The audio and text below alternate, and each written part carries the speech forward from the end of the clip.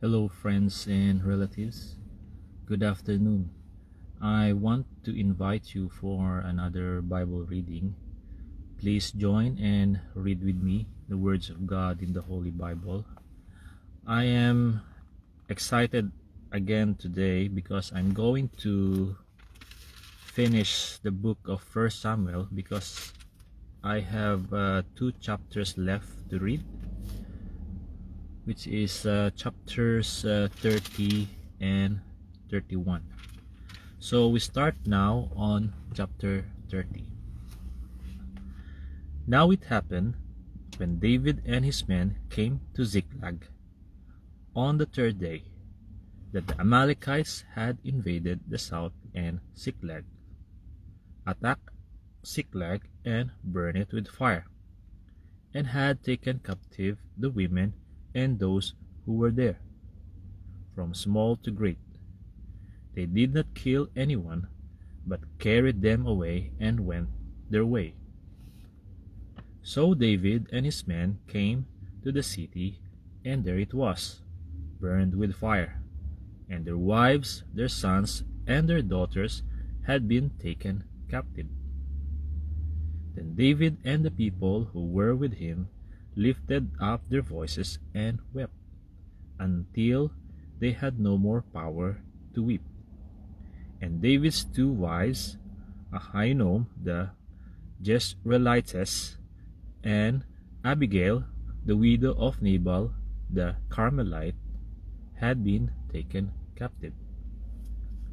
Now David was greatly distressed, for the people spoke of stoning him, because the soul of all the people was grieved, every man for his sons and his daughters. But David strengthened himself in the Lord his God. Then David said to Abiathar the priest, Ahimelech's son, Please bring the ephod here to me. And Abiathar brought the ephod to David. So David inquired of the Lord, saying, Shall I pursue this troop? Shall I overtake them? And he answered him, Pursue, for you shall surely overtake them, and without fail recover all.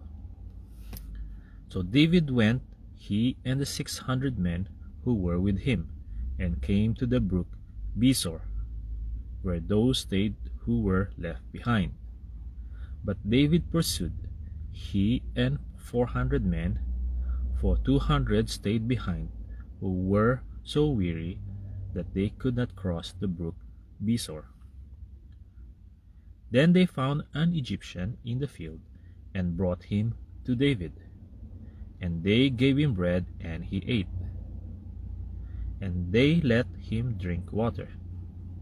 And they gave him a piece of a cake of figs, and 2 clusters of raisins. So when he had eaten, his strength came back to him, for he had eaten no bread nor drunk water for 3 days and 3 nights. Then David said to him, To whom do you belong, and where are you from?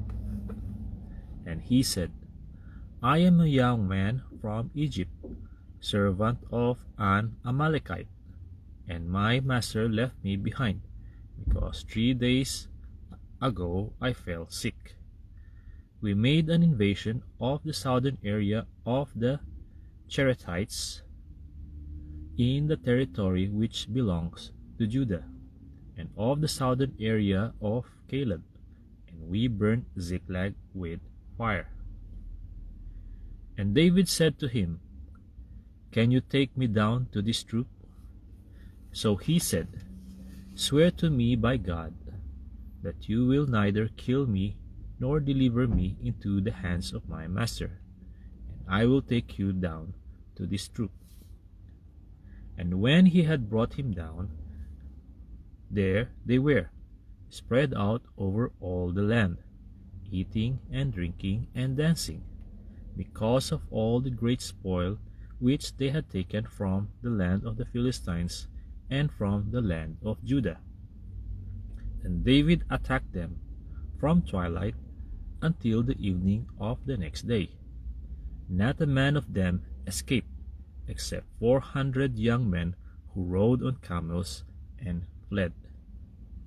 So David recovered all that the Amalekites had carried away, and David rescued his 2 wives. And nothing of theirs was lacking, either small or great, sons or daughters, spoil or anything which they had taken from them. David recovered all. Then David took all the flocks and herds they had driven before, those other livestock, and said, "This is David's spoil." Now David came to the 200 men who had been so weary that they could not follow David, whom they also had made to stay at the brook Besor. So they went out to meet David and to meet the people who were with him. And when David came near the people, he greeted them. And all the wicked and worthless men of those who went with David answered and said, "Because they did not go with us, we will not give them any of the spoil that we have recovered, except for every man's wife and children, that they may lead them away and depart." But David said, "My brethren, you shall not do so with what the Lord has given us, who has preserved us and delivered into our hand the troop that came against us. For who will heed you in this matter? But as his part is who goes down to the battle, so shall his part be who stays by the supplies. They shall share alike." So it was, from that day forward, he made it a statute and an ordinance for Israel to this day. Now, when David came to Ziklag, he sent some of the spoil to the elders of Judah, to his friends, saying, "Here is a present for you from the spoil of the enemies of the Lord, to those who were in Bethel, those who were in Ramoth of the south, those who were in Jatir, those who were in Aroer, those who were in Sipmoth, those who were in Eshtemoa, those who were in Rachel, those who were in the cities of Jerahmeelites, those who were in the cities of the Kenites, those who were in Hormah, those who were in Chorasan, those who were in Athak, those who were in Hebron, and to all the places where David himself and his men were accustomed to rove. Chapter 31. Now the Philistines fought against Israel, and the men of Israel fled from before the Philistines, and fell slain on Mount Gilboa. Then the Philistines followed hard after Saul and his sons, and the Philistines killed Jonathan, Abinadab, and Malchishua, Saul's sons. The battle became fierce against Saul. The archers hit him, and he was severely wounded by the archers. Then Saul said to his armor-bearer, "Draw your sword, and thrust me through with it, lest these uncircumcised men come and thrust me through and abuse me." But his armor-bearer would not, for he was greatly afraid. Therefore Saul took a sword and fell on it. And when his armor-bearer saw that Saul was dead, he also fell on his sword, and died with him. So Saul, his 3 sons, his armor-bearer, and all his men died together that same day. And when the men of Israel, who were on the other side of the valley, and those who were on the other side of the Jordan, saw that the men of Israel had fled, and that Saul and his sons were dead, they forsook the cities and fled. And the Philistines came and dwelt in them. So it happened the next day, when the Philistines came to the strip, the slain, that they found Saul and his 3 sons fallen on Mount Gilboa. And they cut off his head, and stripped off his armor, and sent word throughout the land of the Philistines, to proclaim it in the temple of their idols and among the people.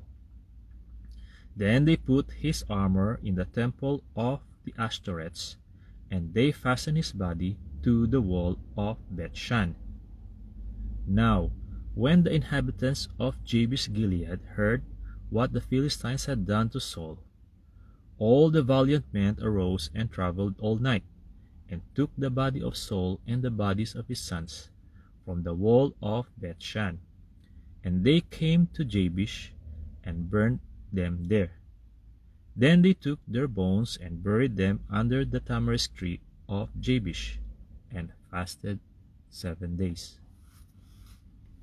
Friends and relatives, that's all for today. I already finished the book of 1 Samuel. But before I go, if you think my Bible reading will benefit you and your beloved friends, then I would like to request you to please feel free to share it in your profile.